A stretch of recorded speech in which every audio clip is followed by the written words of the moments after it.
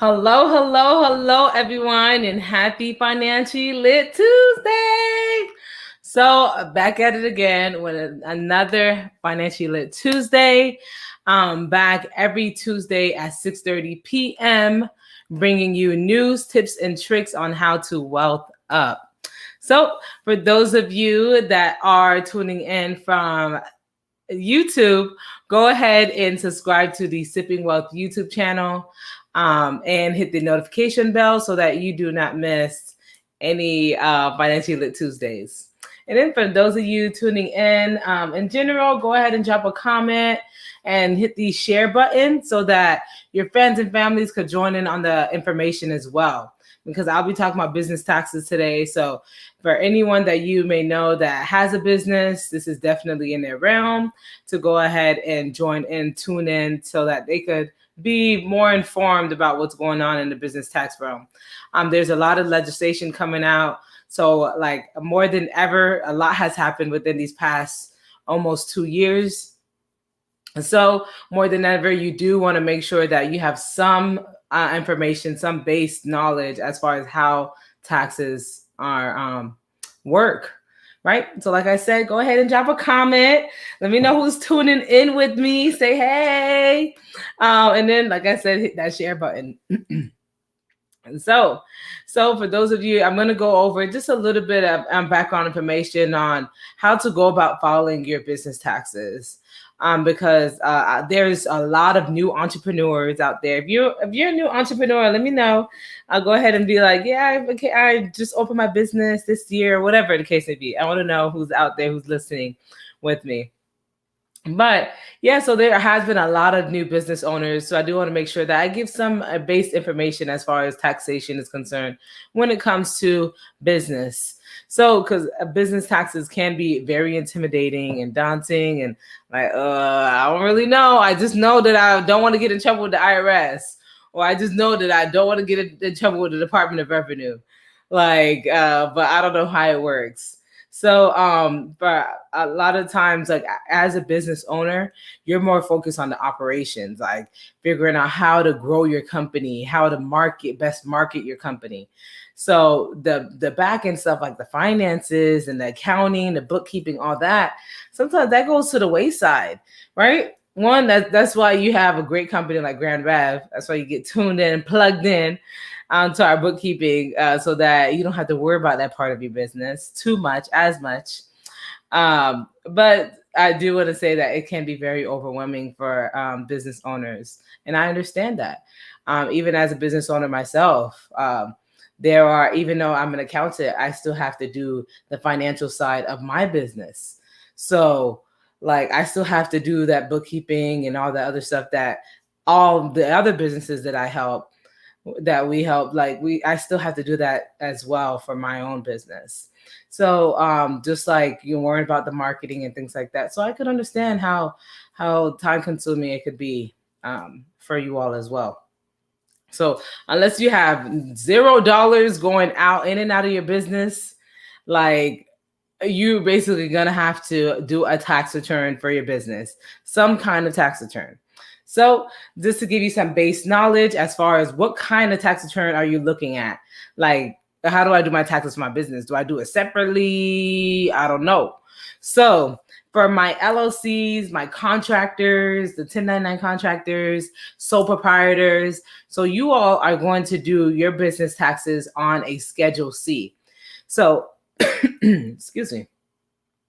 So what this means is you are actually going to file an additional form that's going to go on your personal tax return for your business.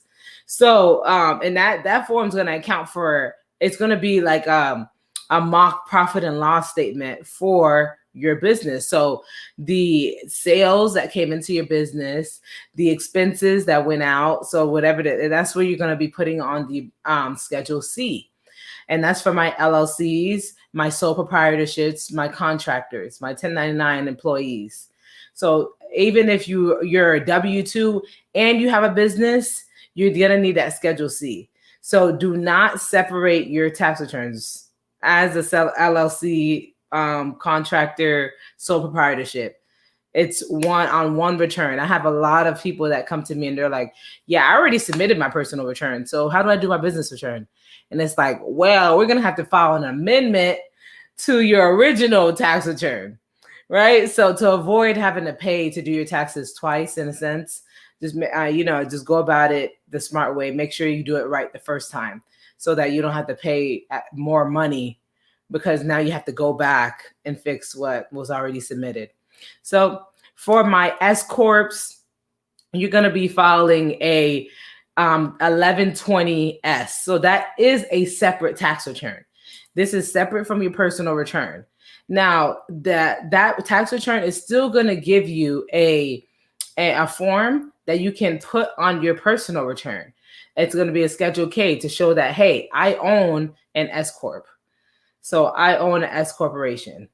So that's all it's saying on your personal return. And then for my larger corporation, so my C corp, you're going to do an 1120.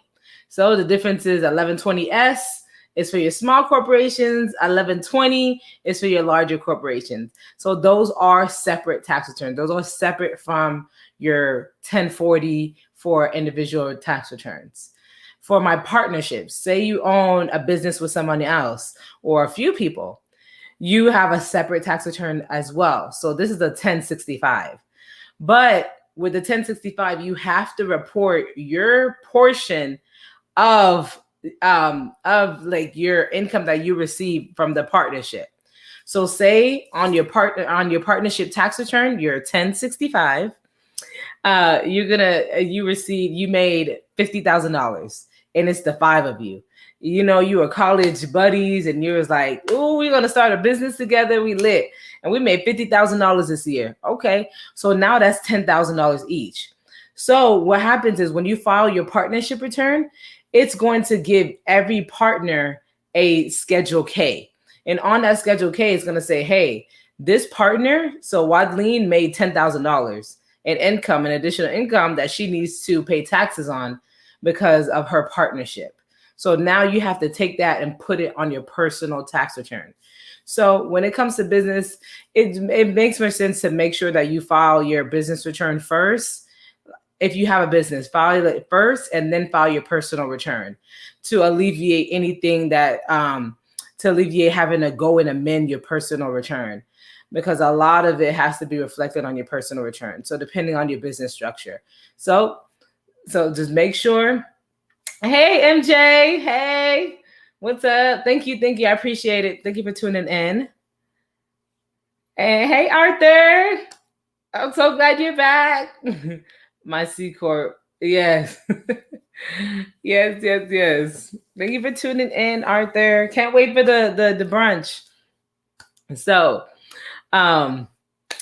like I was saying, so when you have that Schedule K, to alleviate you having to do the amendment, like I said, you do want to make sure that you do your business tax returns first.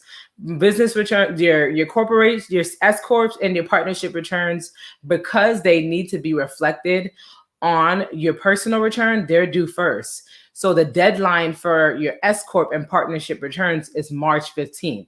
They did it intentionally because they want you to get that out of the way so you have the proper forms to reflect on your personal tax return. And that deadline is usually April 15th. But, with COVID and all that, the deadline has been extended for the last 2 years. Will it be extended next year? We're going to see. I don't know. The way things have been going, who knows? But yeah, so... But that's why your S corp and partnership returns are due first. For my people that have S corps and partnerships, you want to make sure that you get those returns in, or at least an extension filed before the deadline, because the penalties is ridiculous. Because especially with my partners, you have to pay per partner per month, so it gets really hefty. And then, so you do want to make sure you get that knocked out before the deadline. Do an extension. For those that filed an extension for their LLCs or individual tax returns, so with that, or corporations, the deadline has been extended to January. So you do have until January to get that in if you filed an extension this year for 2020's tax return. But I do want to say, like, hey, to avoid those penalties as well on the personal side, you do want to make sure that you at least file an extension. Don't say, oh, yeah, I didn't do my taxes. I don't know what's going on. You know, I'm going to get to it. I get to it. Bare minimum, file an extension. It literally takes like 2 minutes. So just get it out of the way. So that's as far as background knowledge. So you have an idea of what returns need to be filed when it comes to filing your business returns. Now, when it comes to keeping track of, yeah, I know y'all hear me say this at majority of the lives, how important it is to track and log and make sure you have proper books, proper budget, things like that for your business and even you personally. Because what this helps do is alleviate you sitting in my office at the beginning of the year with a bunch of papers and you're like, look, I don't know. And or with no papers because you have no receipts for all the expenses that you made during the year. So you do want to make sure that you're tracking these things, you're holding onto your receipts. Bank statements are not enough. So you do want to make sure that you have the receipts. QuickBooks is an amazing software. If you do want to get on QuickBooks, I do have a link that you can click on, an affiliation link that you can go ahead and get into QuickBooks, or you can go ahead and get, if you're a business owner, you can get into the wholesale account. So it could be a discounted amount as far as how much you're paying for QuickBooks. But I highly recommend it because it's going to help you keep track of your receipts. Like, I don't hold on to receipts. I take a picture of it right then and there. If it's not right then and there, then it's within the day and I throw it away because QuickBooks already has all my receipts in there. Boom, already on the drive, online. I don't have to worry about it. If the IRS wants to do an audit, I give them my QuickBooks. Everything is in there. And it makes your life more easier, less stress, because you're like, you know what? I got all my stuff. Here you go. Pop, pop. It's lit. So you do want to make sure you have these things put in place. A lot of times as a business owner, we get so ready. We're so quick to get into business. We're so quick to start providing that service or that product. We're so excited, right, to get out in the field. But we don't think about our internal controls. And that is vital to a business because it's gonna either determine whether or not you're gonna be successful when it comes to longevity, or you're gonna crumble and fail because you don't have the proper measures in place.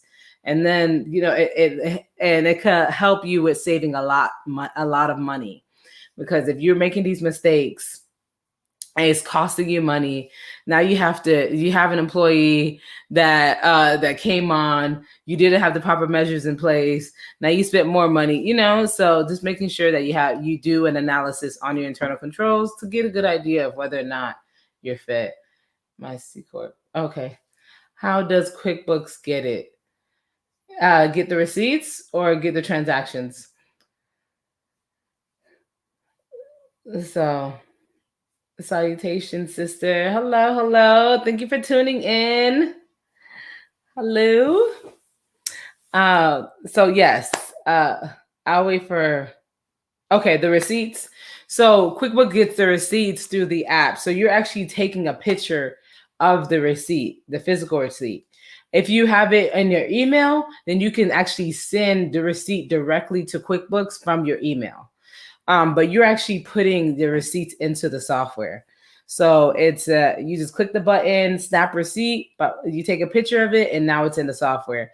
And the cool thing about it is QuickBooks actually, if it can read the receipt properly, it grabs the information from the receipt and matches it to your transaction. So if you have it connected to your bank account, say you use your business account for your business transactions, right? Because you should be. So you have your business credit card and you swiped it at, you went to a business lunch. You went to, I don't know. You went to Hoptingers with your, business lunch. You wanted to make sure you was on the rooftop to close this deal, nice scenery, whatever the case may be. You're like, yeah, cool vibes.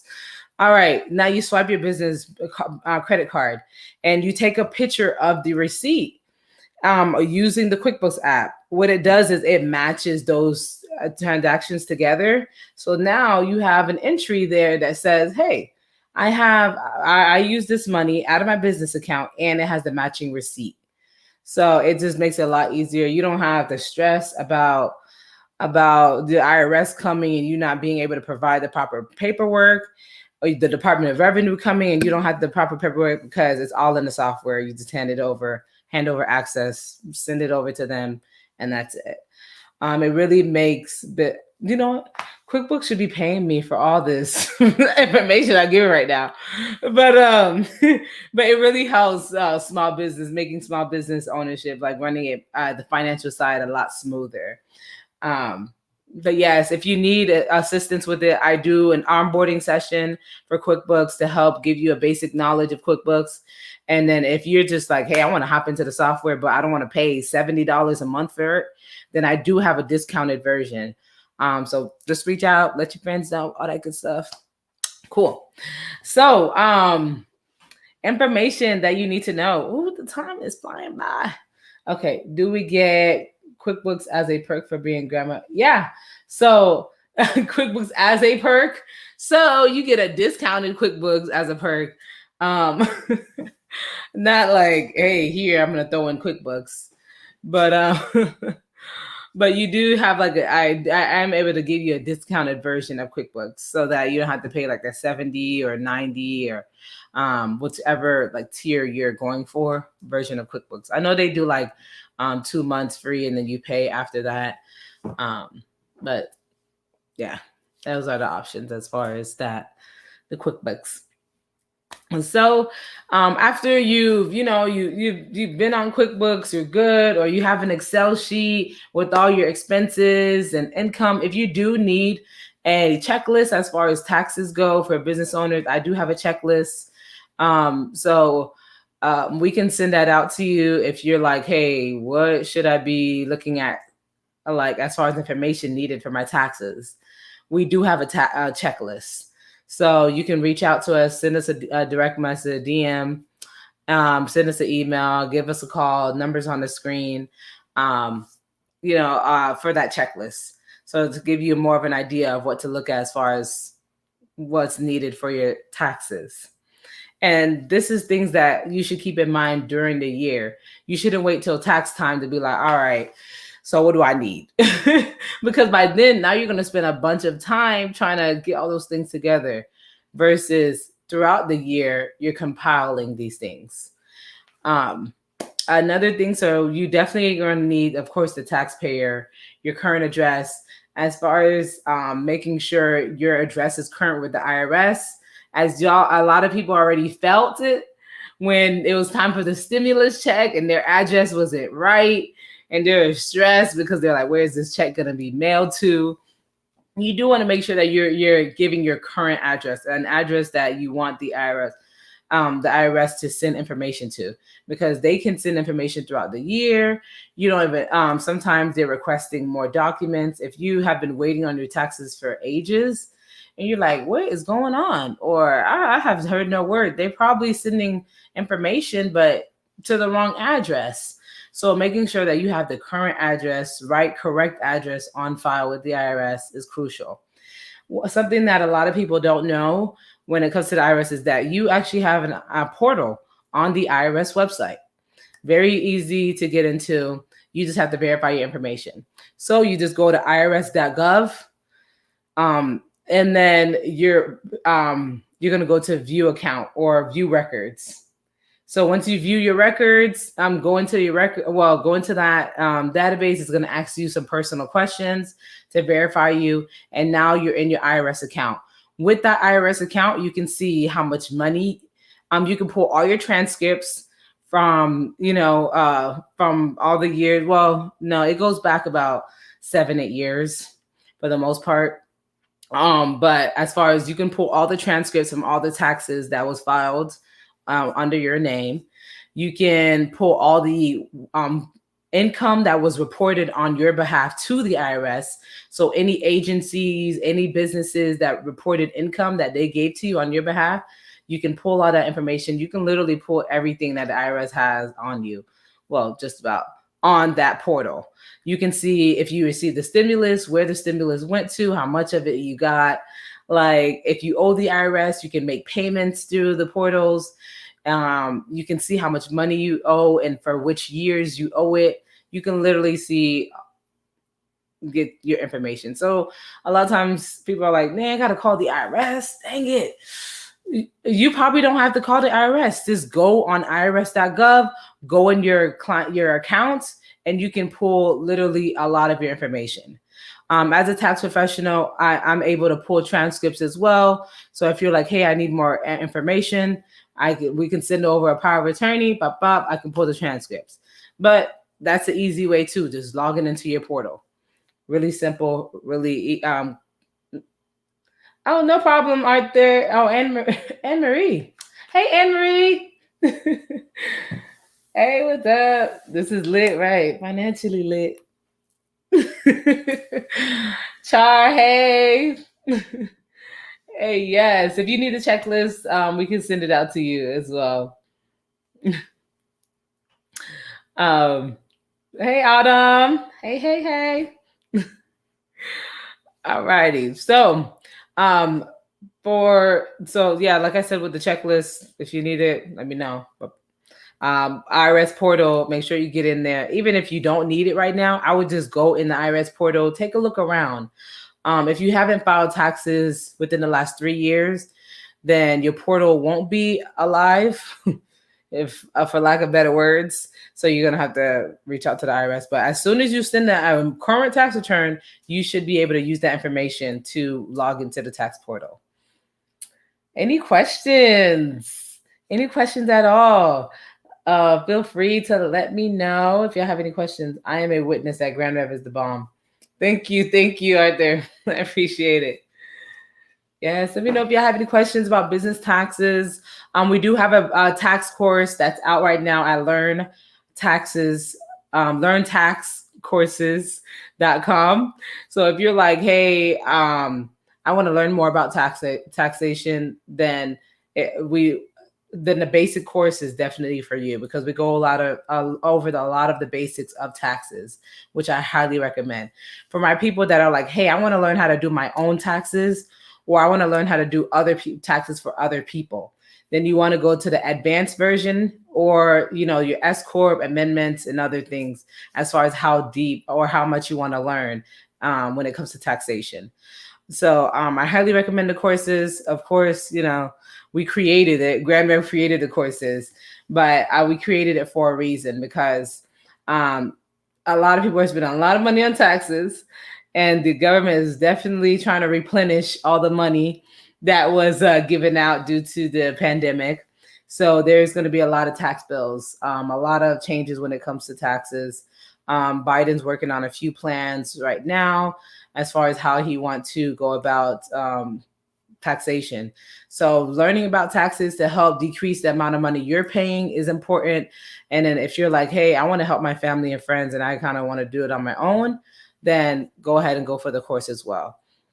So there are different versions of courses depending on what you're wanting to do. Let me see the questions. So yes, there you go, the link right there, learntaxcourses.com. Feel free to go ahead and check out the information on there. Share it with your friends and families and things like that if they're interested in it as well. It will be launching out in a couple of weeks in mid-October. So shortly. And then we'll kick off with the basics of taxation. So definitely don't want to miss any classes. But that is, make sure I don't have any questions. I'll give y'all a couple of more minutes for questions and things like that. Before I go ahead and head off, one other thing I do want to say, because I had this question come to me today as far as business forms. So the profit and loss report. So your profit and loss report or income statement is going to reflect your revenue and expenses. So that's all it's going to reflect. Your balance sheet is going to reflect your assets, liabilities, equity. So just to differentiate what they're the two. So your balance sheet, think of the accounting equation: assets equals liabilities minus owner's equity. So, I'm kind of a nerd in the sense, but make it easy to kind of understand the balance sheet. But that's assets, liabilities, equity. For your profit and loss statement, revenue and expenses. A lot of people kind of hold on to the profit and loss report like it's the end all be all because it has the sales and the expenses. So it does tell a lot of information, but that doesn't mean you should not look at the other financial statements as well. So your statement of cash flows, your balance sheets, are other very important forms as well. Statements as well. So you do want to make sure that you're affluent in those as well as a business owner, because that will show you how your business is doing on all spectrums, not just revenue versus expense. Because your statement of cash flows could be in a negative, but could be in a positive, great. But then you go onto your balance sheet, and your balance sheet is looking crazy because you have too much debt, you have very little assets, so just kind of looking at all of them and making sure we got it all together. So great description. No problem. I need to create a profit and loss. Yes, absolutely. It's very important. Sorry if I went over QuickBooks and things like that earlier, which makes it easier with creating profit and loss statements. There are like templates online that help with it as well. But it's kind of like it definitely helps with seeing how your business is doing, like on the transactional basis. So I highly recommend. I definitely need to create a profit and loss. Good info. Yes, definitely do so. There are templates online, like I said. It's revenue versus expense. So you see how much sales you got, you see, and it breaks it down in categories. So if your office supplies, or you're spending too much money on apparel because you got to buy a new outfit every time you go to the office. So you definitely see what categories you're like, oh shoot, I'm doing way too much spending in meals and entertainment. Like I'm going out way too much, eating out way too much on the business's dime. So it definitely helps put you into perspective as far as how much you're spending on the business, and why a lot of business owners, they're like, I made $30,000 this month, or I made $30,000, or I made $100,000 this year. Where did it go? I can't believe I hit six figures. I didn't realize it. I see that so much. Or they're like, whoa, I made $50,000 in my business this year. They didn't realize it because you're spending so fast, right? So making sure that you're looking at your profit and loss statement every month is very important. So I know with our bookkeeping clients, we go every month. We look at your transaction, we look at your profit and loss every month, and we're like, look, this is what it is. What's going on? What do we need to change? And that's how you should be doing with your business as well. Look at it every month. You should be looking at it, more like weekly, but let's say bare minimum every month. And they will tell you, whoa, this is not working. So clearly I'm spending way too much doing this, and I it's just not working. Or this marketing, I don't know, these radio ads that I'm doing, it's not yielding me enough. Like it will literally tell you what you need to cut back on, what's working, and then where your money is going, so that you can move your business to the next level. If you're like one of those business owners that like, I know we're making money, we're always busy, but we don't see it, then you definitely have to get organized and build out your profit and loss statement. Okay, I will setting a meeting with you soon. Cool. Look forward to it. I need the visuals in my face. Yes. I know I should have like a chalkboard. I do, but I'll set them online so I can like write and stuff. But yes, definitely. If y'all have any questions, feel free to reach out, send a direct message, all that good stuff. The number's on the screen. You can shoot us a text. For my business owners, the estimated sales tax payments for my business owners was due on the 15th. So that is your basic, like W2 people have to pay federal income tax to the IRS automatically coming out of their paychecks. As a business owner, you have to send it on your own. That was due on the third quarter, was due on the 15th. If you haven't sent it yet, it's not like, oh shoot, you're getting fined, but you do want to send it as soon as possible. And then the next deadline will be January 20th or 15th, January 15th. But yes, estimated tax payments. Don't forget, y'all, avoid the penalty. And then for sales tax, make sure you're doing your sales tax for my product-based companies. And yeah, that's it, y'all. Over time. Y'all have a great rest of your Tuesday. And join us back next Tuesday for another episode of Financially Lit Tuesday at 6:30 p.m. And if you're tuning in from YouTube, be sure to subscribe to the Sipping Wealth YouTube channel and hit the notification bell. All right, y'all. Have a great night.